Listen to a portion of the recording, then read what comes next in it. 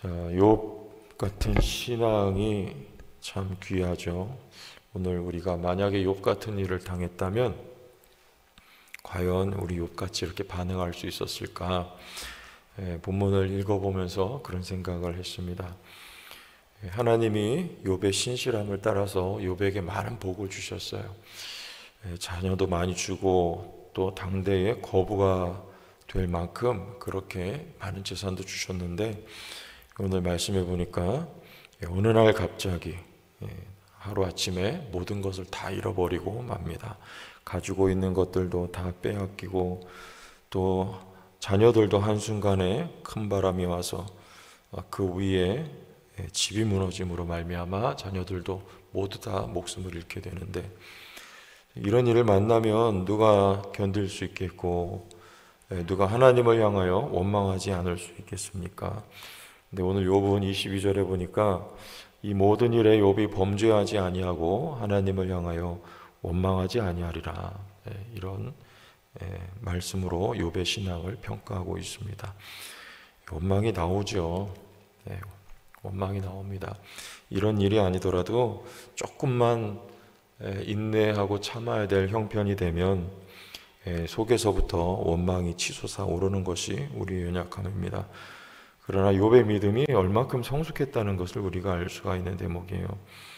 특별히 오늘 20절 말씀해 보면 예배했다 그래요. 욥이 일어나 겉옷을 찢고 머리털을 밀고 땅에 엎드려 예배하며 그랬습니다. 예배했다는 말은 그 단어 그대로 살리면 최고의 가치를 알아봤다 그런 말이에요. 우리에게 있어서 최고의 가치가 무엇인가? 욥에게 있어서 최고의 가치는요, 사탄이 그래요. 욥에게 하나님이 많은 거 주셨기 때문에 욥이 하나님 섬기는 거 아닙니까? 그러니까 그걸 다 한번 뺏어 보십시오 했는데, 욥은 그 말에도 반응이 없습니다. 가지고 있는 것 모든 것보다 가장 귀한 가치는 여호와 하나님이었다. 이것을 증거하고 있는 거예요. 최고의 가치가 바로 욥에게 있어서는 하나님이죠. 그 외의 모든 것들 다 잃어버려도 욥은 그런 고백을 하는 것입니다. 하나님 한 분만 계시면, 하나님만이면 나는 족합니다. 마치 사드락 메삭 아벳느고 같이 하나님만이면 족합니다. 내 목숨 잃어버려도 하나님 한 분이면 저는 괜찮습니다. 이런 고백 가지고 나아가는 것이죠. 자, 그래서 우리 예수님께서도 그런 말씀을 하셨어요. 너희는 하나님으로 말미암아 부요한 자가 되라. 이 땅에 가진 재물은 하루아침에 다 없어질 수도 있는 거니까 그것이 다 없어지면 너희 영혼이 어떻게 되겠느냐, 그런 말씀을 하셨습니다. 하나님만 계시면 어때요? 잃어버려도 다시 회복이 가능해요. 없는 것 같지만 하나님이 다시 주실 수 있습니다. 실제로 욥의 삶에 하나님께서 잃어버린 것 모든 것 다 회복시켜 주심을 우리 욥의 이야기 결말에 가면 우리가 확인을 할 수가 있어요.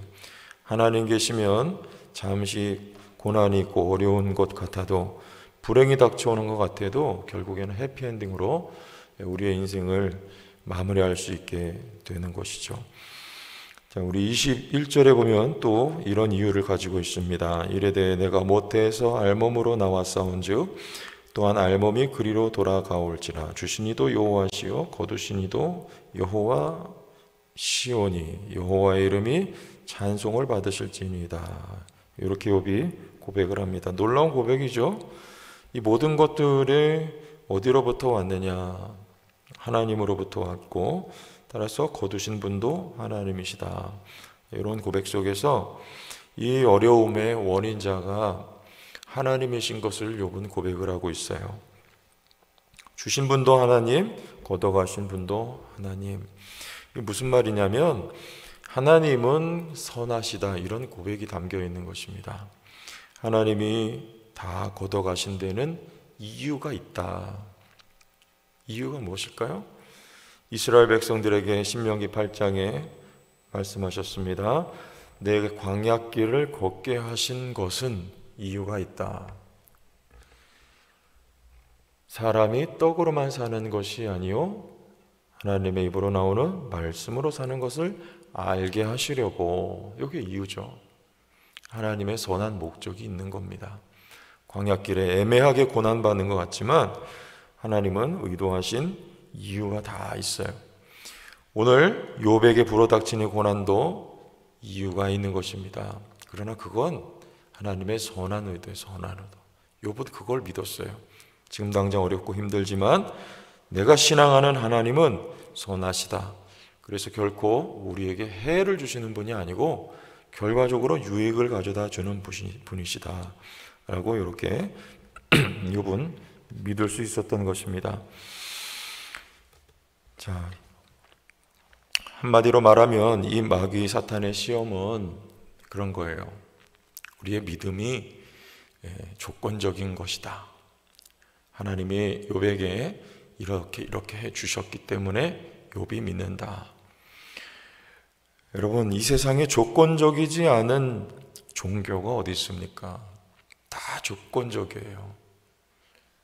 뭔가를 받아내기 위해서 예배하는 거고 신을 섬기는 거죠. 다 그래요. 그러나 우리 기독교 신앙은 조건적인 신앙이 아닙니다. 신앙이 영글수록 그리고 고급한 차원으로 진입할수록 무조건적으로 되어가는 게 이게 참된 신앙이에요. 우리가 어릴 때는요 조건적이죠. 하나님 앞에 기도하면서도 떼쓰는 거잖아요. 금식 기도 왜 합니까? 이거 주시라고 떼쓰는 거잖아요. 떼쓰는 떼쟁이 신앙, 이거 어릴 때 신앙이고요. 성숙하면 그렇지가 않아요. 하나님이 주시지 않아도 나는 하나님 사랑하고 이 모든 것이 아니라 할지라도 나는 하나님을 사랑합니다. 이렇게 무조건적인 사랑으로 섬김으로 예배자로 세워져 가는 것입니다. 왜냐하면 근거가 있죠. 하나님이 우리를 향하신 사랑이 무조건적인 사랑이기 때문에 그래요. 여러분, 이 세상의 무조건적인 사랑은 하나님의 사랑이죠. 그리고 비스무리한 게 부모의 사랑이에요. 부모의 사랑. 부모가 자녀 사랑할 때 조건적입니까? 무조건적입니까? 조건이 없어요. 자녀가 뭐 해서 사랑하지 않고 그냥 사랑하는 거예요. 그냥. 하나님도 우리를 사랑하실 때 우리가 하나님 앞에 뭐 드려서 사랑한 게 아닙니다. 아무것도 하지 않았을 때 하나님이 우리를 사랑하셨죠. 무조건적인 사랑 때문에 우리의 사랑도 하나님께 대한 예배도 헌신도 그렇게 변해가는 것이죠.